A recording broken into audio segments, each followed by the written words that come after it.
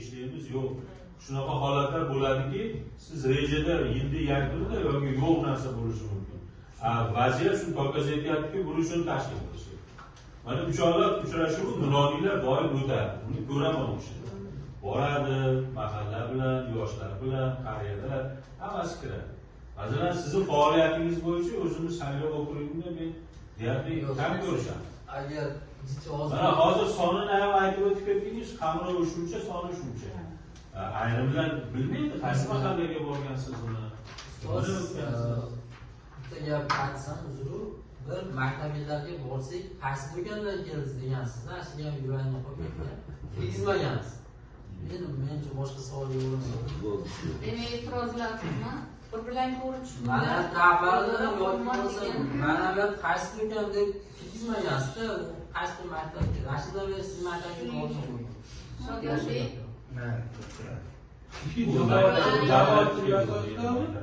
Yo'q. Shtab birligi bilan. Shtat birligida hokimni mana ishlar bo'yicha o'rinbosar, hokimda o'zi mana ishlar bo'yicha hokim o'zi. Respublikada prezidentimiz. Endi bu sohadagi o'rtoqliklar mana bu yerda yana bitta vakilimiz o'tiribdi. Ichki ishlar organidan. Bu ham baribir bunga so'rab biz o'zimiz ham yordam ko'mak berishimiz kerak bu sohaga. Biz o'zimiz o'rnak bo'lib, deputatlar, xalq vakillari ularga ko'mak berib, faoliyatida qandaydir amaliy yordam bermasak, bunlar shogirdim deyapsiz. Qaydandir xato qilganmizki, shu shogirdimizdan shunaqa nima deydi, nima ko'ngilga nima bo'lmaydigan holat sodir bo'lgan. Holatlarga Nozibekga maktabga umuman bormaganman, sababi shu. Yo'q, endi u maktabda bilmayotgan boshqasi bo'lishi mumkin, lekin demoqchi bo'lganim gapni undozasi, uni tadbirlarni mana aytganlaridek sizga yordam berishdan qochmaymiz. Siz faqat ko'proq uyushtiring deb narsalarni tashkil qiling. Keyin katta armiya turibdi, ma'naviyatchilar turibdi. Bu sizning katta armiyangiz.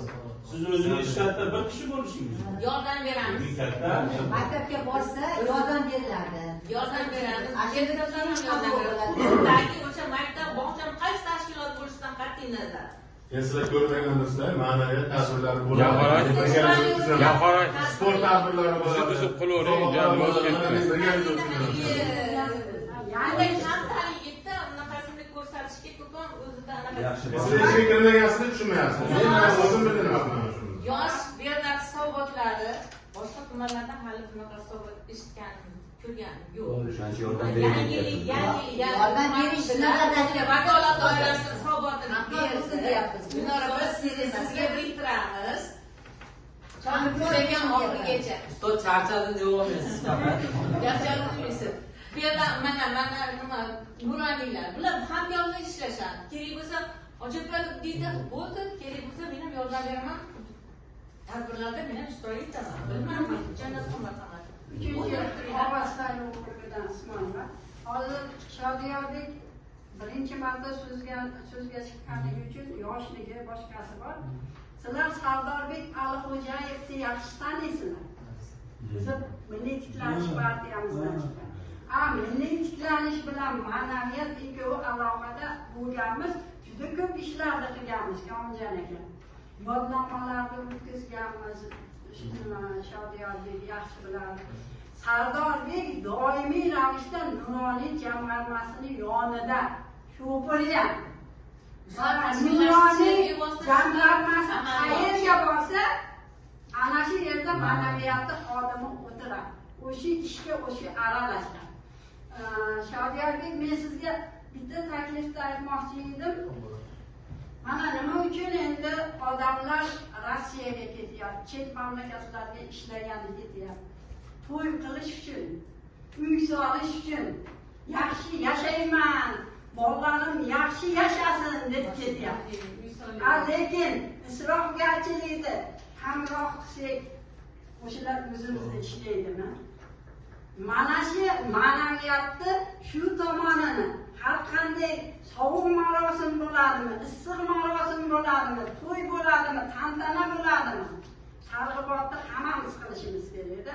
Bu ma'naviyat bitta, bu bo'limni ishi emas-da bu. Bu hammamizning ishimiz. O'shaning uchun joylardagi maktab bo'ladimi, bog'cha bo'ladimi yoki hali yaxshi tashkilotli insonlar bo'ladimi, ota-onalar bo'ladimi, ko'cha boshilar bo'ladimi? Shularni uyushtirishimiz kerak. Uyushtirib, manoncha narsa qilasan to'yda, shundan oshig'ini qilmaysan degan nimani qo'yishimiz kerak. Amaliyotda bajarishlik bo'lyapti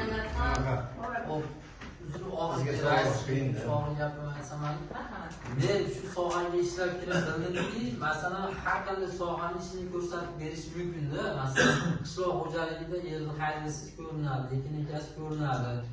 Yo bo'lmasam, qanaqadir moliya tizimida mana manimcha bu, lekin ma'naviyat ishini men harakat qilsam, tadbiq qilsam ma'naviyat ish ko'rinmas ekan. Ashni bildimda. Kechasi ukamga borib ketishyapti, yangi degan mana tadbirlarga. Allochi bekalasi ertalab keladi, keyin Shahrobod domlarda bo'lamiz. Kechqurun yana shu holat. To'ppa-to'g'ri. Lekin nima dedik? Kamtarlik, Obodonlashtirish bo'ladigan bo'lsa, bujeraman. Mana o'zimizniki. Saharani bilasanmi? Qurilish bilasanmi? Bilaman. Xirmon bilasanmi? Ha, bilaman. Men necha marta tashaga bordim, necha marta ko'chada yurdim, necha marta uchastka bilan yurdim. Biz ham o'sha yerdan ma'naviyat berishimiz kerak. Birinchi o'rinda oqsoqollar o'tiribdi, kartoshniklar. O'shalarni jamlab turib, masalan, bizning kelajagimiz pokoleniya sizlar. Kelib borib turib, 1 soat 2 soat shug'ullanib, 50 yoshimiz bor, iqbol bor. Chaqirib turib, "Kemon chog'ini mana qilaylik, mardagi xirmondagi tikadan otlashaylik" degan fikrim chiqishi kerak. Ertaga hokim boradigan bo'lsa ham, sen bilan menga tegadi o'sha ekan. Bundan to'g'rimi? Men qancha nechta orqasidan yugurayapman. Yaxshi. Bu o'zlaringizning hududiy muammolari ekan, bunaqa keyin nima bo'lasizlar? Mahmajon aka so'zingiz bo'lsa. Ma'naviyat bu insonga ota-onasidan o'tadi. Ma'rifat bu hayot davomida o'qigan kitob, ilm, ziyo. Bu ko'z tegmasin. Bizning tumanda ma'naviy insonlar, ma'rifatli insonlar ko'paygan. Xudoga shukr qilaylik. İşlerimizga omad.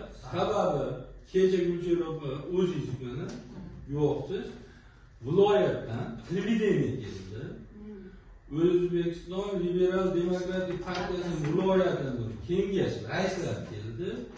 Shu musiqa maktabida barcha mahalladan eng sharoitda og'ir keldi.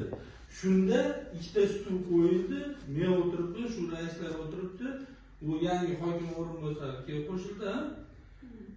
Gapiryapti, Xurshid opa, bizni viloyat partiyasi rahbari Gaparo yaxshi taniydi. Juda ziyoli ayol, juda ziyoli doktor. Shu ayol qoyil qoldi. Sizlar dedi, sekin gapiryapsizlar dedi. Qanday bunday deyapti? To'g'rimi? Qanday bunday chiroyli gapiryapti bu? Murojaatchilaring deyapti. Biz ularga to'g'ri aytdingiz. Bu ma'naviyatni sizlar men ham o'rgatolmaymiz. U o'tadi. Avloddan avlodda nimada o'tadi? Endi o'tadi. Endi ma'rifatni endi kitob tarqatamiz, biblioteka ochamiz, endi tarbiya qilamiz. Mana hozirgi haqiqatdan to'g'ri karta o'ynamagin desak juda yaxshi. Endi uni avlodidan ma'naviy inson tarbiyalanib chiqadi. Bu yaxshi. Endi shunday ekanki, ishlaringizga omad. Demoqchi bo'lganim, men kecha ashini eslatmoqchiman. Bizni viloyatdan kelgan, har bitta tumanlarda aylanib kelgan nimalar bizni Ulug'norda ma'naviy, ma'rifiy insonlar ekan deb ketdimi? Ketdi. Sizga shunday dedimi? Rahmat. Ishlaringizga omad. Bu sizni mehnatingizni natijasini sizga aytib qo'ymoqchiman. Oddiy ishlayapti. Bizni anaqa savol javobimizga kerakli javobni olyapti, savol beryapti. Ortiqcha anaqa yo'lda haqiqatda Ulug'norda dedi ziyoli, ma'rifatli haligi insonlar yasharkan. Xursand bo'lib ketdi. Xalq bilan birga dastur doirasida O'shalar baho berib ketdilar. Qo'yib qoldinglar, misol uchun biz ular kelganda tanlamaymiz. Tanlamaymiz rahbarini. Respublika rahbari Otabek Hasanov tumanga kelgan, O'rmon tumaniga, viloyat rahbari hozirgi Yevropa ham Qashqadaryo ham kelib, juda xursand bo'lib ketgan. Akamiz aytgandek, odamlar bilan muloqot qilgan, aholi bilan muloqot qilib, juda bir xursand bo'lib ketgan. Haligi u ham to'g'ridan-to'g'ri qabul uchun kelgan. Otabek Hasanov xalq bilan uchrashganda yaxshi bo'lib ketgan. Rahmat. Hurmatli deputatlar, ma'naviy guruhimiz alohida o'tkazsak ham ancha cho'ziladigan o'xshab qoldi. Hisobot uchun qaror loyihasi tayyorlangan. Tasdiqlash uchun rozilik berishlaringizni so'rayman. Rahmat. Tashlab o'tiralar yo'q. Shodiyorbek qanaqa ko'mak bo'lsa, yordamlarimiz charchamaydi. Ustozlardan anaqa nima deydi, ko'rsatmalar deymiz, dakki deymiz, ma'nosini oldim, dolisi bundan ham yaxshi ishlaymiz, xudo xolasa. Ishlarimiz yomon. Navbatdagi masalamiz